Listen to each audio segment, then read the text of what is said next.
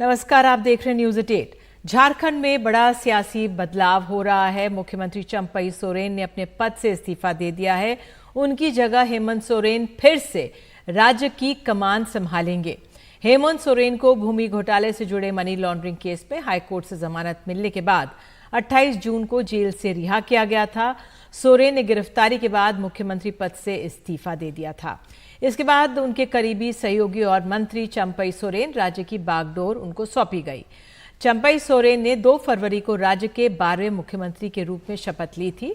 चंपई सोरेन ने कहा था कि गठबंधन के निर्णय के तहत उन्होंने इस्तीफा दिया है।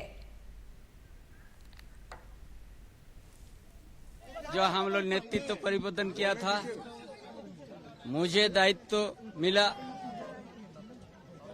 राजनीतिक घटनाक्रम आप लोग भी जानते हैं, और उसे हेमंत बाबू ने आया और हमारा गठबंधन में फिर से हम लोग निर्णय लिया और हम हेमंत बाबू को और हमारा गठबंधन की ओर से फिर हम लोग नेता चुना और हम अपना जो पद हमने लिया था उसको हमने इस्तीफा दिया। हाँ, जैसे हम लोग का गठबंधन का जो निर्णय है वो निर्णय के अनुसार हम लोग अपना काम किया। माननीय मुख्यमंत्री जी ने सारी बातें कह दी है और बाकी चीजें अभी बहुत अफरा तफरी है, हम लोग विस्तृत रूप में बता देंगे और बाकी चीजें जो प्रक्रिया है हम लोगों ने पूरी कर ली। ये सारी समय चरणबद्ध तरीके से बता देंगे। नहीं, निश्चित तौर पर हमारे वर्तमान मुख्यमंत्री चंपई सोरेन जी ने इस्तीफा दिया है। नए नेता के रूप में हम लोगों ने हमारे पूर्व मुख्यमंत्री आदरणीय हेमंत सोरेन जी का चुनाव किया था इंडिया गठबंधन ने, और वो समर्थन की हम लोगों ने कॉपी जो है महामहिम को दी है। अब महामहिम से उम्मीद और आग्रह है कि वो जल्दी से जल्दी नई सरकार के गठन के मार्ग को प्रशस्त करें। और ये बहुत महत्वपूर्ण बदलाव, सियासी बदलाव हम देख रहे हैं। हमारे सहयोगी मनीष कुमार हमारे साथ हैं जो गहराई से समझते हैं झारखंड की राजनीति को। मनीष, जो ये बदलाव हो रहा है आसानी से होता हुआ दिख रहा है, बहुत महत्वपूर्ण है कि एक बार फिर से हेमंत सोरेन मुख्यमंत्री पद की कमान संभालेंगे। देखिए निधि, जैसे कि आपने एंकर लिंक में बताया था कि जो झारखंड उच्च न्यायालय से हेमंत सोरेन को न केवल जमानत मिली बल्कि उस फैसले में उन्हें एक तरह से उनके खिलाफ जो भी आरोप ईडी ने लगाए थे उसमें सभी आरोपों में उन्हें जिस प्रकार का आदेश और जो वाक्य का प्रयोग किया गया था तो उन्हें बरी कर दिया गया था।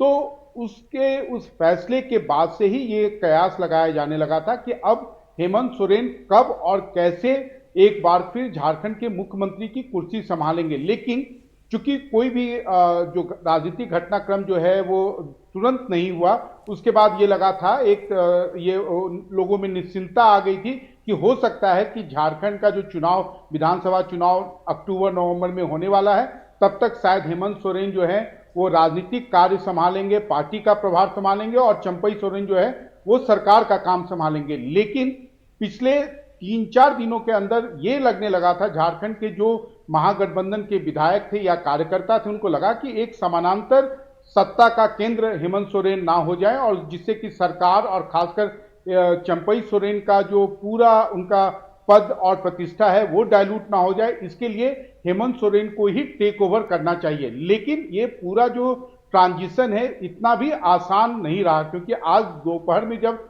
12 बजे बैठक बुलाई गई तो चंपई सोरेन ने जब विधायकों को वो संबोधित कर रहे थे, वहां पर हेमंत सोरेन भी थे, कांग्रेस पार्टी के प्रभारी भी थे, सारे वरिष्ठ नेता वहां मौजूद थे। तो उन्होंने कहा कि उन्हें अपमानित किया जा रहा है और पिछले 2-3 दिनों के दौरान उनके कार्यक्रमों को, सरकारी कार्यक्रमों को जानबूझकर स्थगित किया जा रहा है। लेकिन उसके बाद उन्हें करीब 2-3 घंटे तक सभी वरिष्ठ नेताओं ने उन्हें समझाया बुझाया, उसके बाद वो इस्तीफा देने के लिए तैयार हो गए, क्योंकि चंपई सोरेन को भी मालूम है कि झारखंड में जो मैंडेट है निधि वो हेमंत सोरेन के नाम पे है, और जब से हेमंत सोरेन जेल से निकले हैं उनका राजनीतिक कद कहीं ना कहीं और बढ़ा है। और चंपई सोरेन ने यह भी देखा है कि हेमंत सोरेन के परिवार से ही सीता सोरेन ने रिबेल किया था। लोकसभा का चुनाव वो बीजेपी के टिकट पर लड़ी और वो हार गई। वैसे में उनकी राजनीतिक जो पूरी कश्ती है वो कहीं ना कहीं मझधार में फंसी हुई है।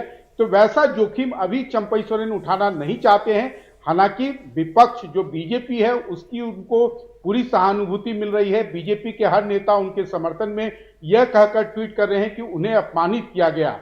निधि। बिल्कुल मनीष, समझाने के लिए कि किस तरह से ये इस्तीफा हुआ, बहुत बहुत धन्यवाद आपका। और आइए आगे बढ़ते हैं और आज की जो बड़ी खबर है, जो कल घटना हुई है उससे जुड़ी हुई, हाथरस से जुड़ी हुई। हाथरस सत्संग हादसे में अब तक 121 लोगों की जान जा चुकी है। हादसे में घायल 35 लोगों का अलग अलग अस्पतालों में इलाज भी चल रहा है। इस बड़े हादसे के बाद स्वयंभू भोले कहां पर फरार हैं, इस फरारी की कहानी को हम सिलसिलेवार तरीके से बता रहे हैं। हमारे सहयोगी मुकेश सेंगर ने ये तमाम डिटेल्स भेजी हैं। मंगलवार दोपहर 1:40 पर घटनास्थल से वो निकलता है। दोपहर 2:48 पर आयोजक देव प्रकाश मधुकर से बात करता है। शायद देव प्रकाश मधुकर ने हादसे की जानकारी दी हो। बाबा के फोन पर कॉल 2 मिनट 17 सेकंड करते हैं। 3 बजे से 4:35 तक मैनपुरी में फोन की लोकेशन मिलती है। 3 बजे से 4:35 बजे के बीच 3 नंबर पर बात की जाती है। पहला नंबर महेश चंद्र का 3 मिनट बाद, दूसरा नंबर संजू यादव का 40 सेकंड बाद, तीसरा नंबर रंजना का 11 मिनट 33 सेकंड बाद। रंजना आयोजक देव प्रकाश की पत्नी है। रंजना के फोन से ही शायद हादसे के बाद देव ने बात की थी। अन्य 2 नंबर भी आयोजकों के, जिनमें महेश बाबा खास हैं। शाम 4:35 के बाद से बाबा का फोन ऑफ है, अब तक बंद है। कुल 8 जगहों पर दबिश दी गई। आरोपियों की तलाश के लिए 40 पुलिसकर्मियों की टीम गठित कर दी गई है। तो मुकेश सेंगर हमारे साथ मौजूद है। मुकेश, अपने आप में तो ये जानकारी दी है हमारे सहयोगी मुकेश सेंगर ने। और हमारे सहयोगी ने फरार भोले बाबा के वकील एसपी सिंह से थोड़ी देर पहले फोन पर बात की है, आपको ये सुनाते हैं। मेरे साथ है वरिष्ठ वकील एपी सिंह जी, उनसे बात करते हैं। सर, बाबा भोले से आपकी बात हुई है, क्या कुछ उन्होंने कहा है आपसे? उन्होंने सबसे पहले संवेदना व्यक्त की है।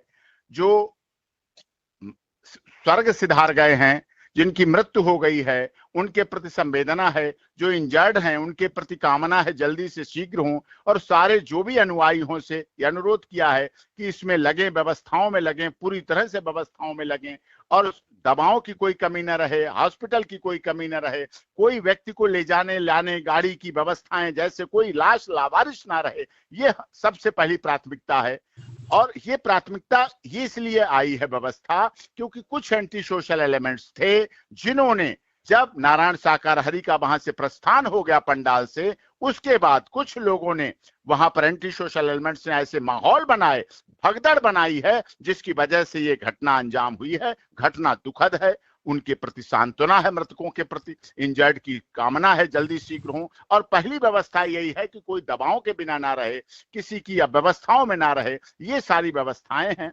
और लॉ एंड ऑर्डर पे हम उत्तर प्रदेश सरकार पर, हम उत्तर प्रदेश की एसआईटी पर, हम ऑनरेबल हाई कोर्ट के रिटायर्ड जस्टिस की जांच पर पूरी तरह से हम चाहते हैं कि जांच होनी चाहिए और दोषी बख्शे नहीं जाने चाहिए। सर, ये संवेदना 24 घंटे बाद क्यों आई है, पहले क्यों नहीं आई?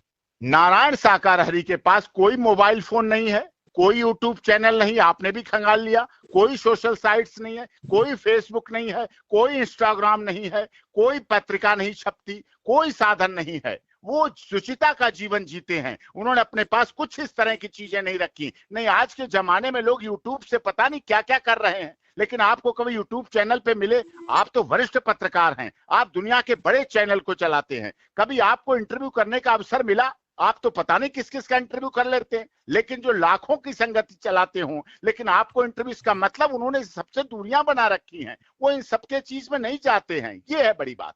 बाबा ने जिक्र किया कि एंटी सोशल एलिमेंट वहां पर थे, ये किसकी तरफ इशारा कर रहे हैं, कौन थे वो लोग? अब वो जांच का विषय है। हमें इसीलिए उत्तर प्रदेश पुलिस पर, जांच पर पूरा भरोसा है। हम भी अपने सोर्सेस से पता कराएंगे, हम भी जो वीडियो कवरेज हुई उनसे पता कराएंगे। हम आगे कर रहे हैं, पूरी तरह से उस पर करेंगे। क्या बाबा को लगता है कि गलती हुई है, कहीं ना कहीं इतने लोग मारे गए हैं? उनके देखिए दुख है, वो उनकी बहुत दुखी है, वो पीड़ा हमें शब्द हैं, उनके पास शब्द नहीं कहने को है। मुझसे बात हुई तो बात कराई, जब पता चला उन्होंने कहा ये कैसे, क्या हुआ, क्या कैसे हुआ। अब सबसे पहले उनकी प्राथमिकता है कि कोई लावारिस लाश ना जाए, कोई व्यक्ति के घर में कोई अधूरापन ना रहे, किसी के जीवन में न रहे। भारत सरकार ने भी देखिए, माननीय मोदी जी ने संसद में उसका किया, शोक संवेदना व्यक्त की लोकसभा के चलते हुए, और उसके बाद योगी जी ने राहत के लिए भी कहा है।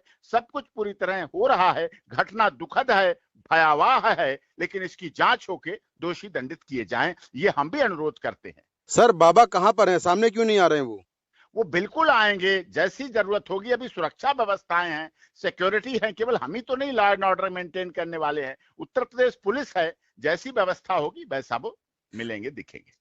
आगे क्या लीगल एक्शन रहेगा आपका इस मामले को लेकर? हम देखेंगे, अभी हम घटना का वहां देखेंगे और उसके बाद वो सब चीजें करेंगे। बहुत बड़ा मामला है और उसको देखेंगे और उसको प्रयास करेंगे अपनी तरफ से पूरा बेहतर बेस्ट देने का।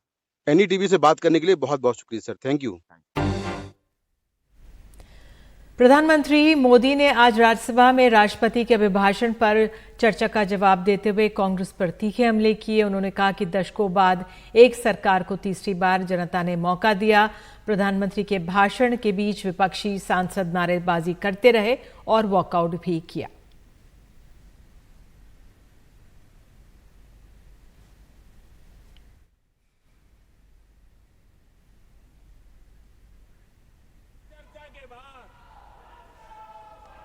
उन्होंने उठाए हुए सवालों के जवाब भी। विश्व विजेता टीम इंडिया के इंतजार की बेकरारी बढ़ती जा रही है। भारतीय क्रिकेट टीम वर्ल्ड कप की ट्रॉफी लेकर वापस आ रही है। चैंपियंस के स्वागत की जबरदस्त तैयारियां हैं। शुरुआत प्रधानमंत्री मोदी से होगी और जश्न चलता रहेगा। आपको बता दें कि कल सुबह 6 बजे विमान लौटेगा। जीतने के बाद विश्व विजेताओं के लौटने के लिए तकरीबन 80 घंटे का इंतजार करना पड़ा है। बारबाडोस से दिल्ली तक करीब 17 घंटे का सफर ने 17 साल के कप के इंतजार की बेकरारी बढ़ा दी है। शनिवार को मिली जीत के बाद जश्न का सिलसिला जारी है। T20 वर्ल्ड कप का इंतजार 17 साल लंबा रहा तो आईसीसी ट्रॉफी के 11 साल के इंतजार के बाद चैंपियंस को देखने के लिए यहाँ पर देश में बेचैनी है। वर्ल्ड कप के बाद जाबाजों को बारबाडोस में बेरुल तूफान का भी सामना करना पड़ा। अब विजेता लौटेंगे तो पहले खुद प्रधानमंत्री मोदी उनका स्वागत करेंगे। और अब आपके लिए एक सवाल जिस पर आप अपनी राय हमें QR कोड को स्कैन करके दे सकते हैं और अपना जवाब दे सकते हैं। सवाल है कि हाथरस सत्संग में लापरवाही ने ली 121 लोगों की जान। तो स्कैन करिए और भेजिए अपना जवाब।